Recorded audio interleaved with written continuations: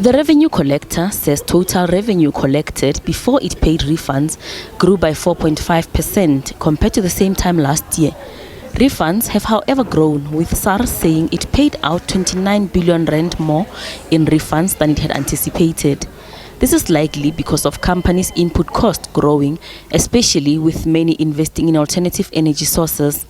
The underperformance in corporate income taxes also played a role, falling by 36 billion rand, mainly due to significantly lower mining sector profitability. The sector has been largely impacted by load shedding and the logistics constraints, as well as weaker commodity prices. Kieswetter says, were it not for SARS compliance efforts, the revenue shortfall would have been between 20 and 25 billion rand higher. The inefficiencies in electricity supply and logistics constraints have come at a huge cost to the Fiscus. Our estimate and estimate of various economists is that combined between Eskom and Transnet, the revenue loss, not the economic impact, just the tax revenue loss, is in excess of 200 billion rand. So it's not insignificant.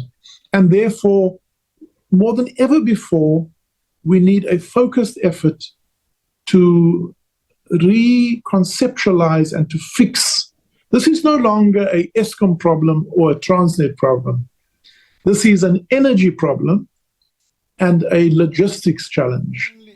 The finance minister announced that there will be a proposal for tax measures to raise revenue of 15 billion rand in the next financial year.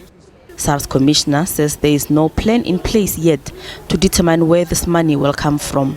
In addition to growing the tax base, as I said, additional revenue from the same base can come from two measures. The first is to increase rates. And we know, and the minister has said so, that's not a free choice, because invariably, when you raise rates, as we saw with the VAT from 14 to 15%, people actually hold on to their money and you risk compliance. So raising tax rates is easy in the short term, but it has a long-term challenge for South Africa. The second way that you can raise additional revenue is to run SARS more efficiently. Kieswetter says the level of trust in SARS has grown to 66%, as measured earlier this year, from about 48% in 2018. He says the attitude towards compliance over the past 4 years has grown from 66% to 76.5%. Gloria Sefako Mosi, SABC News, Johannesburg.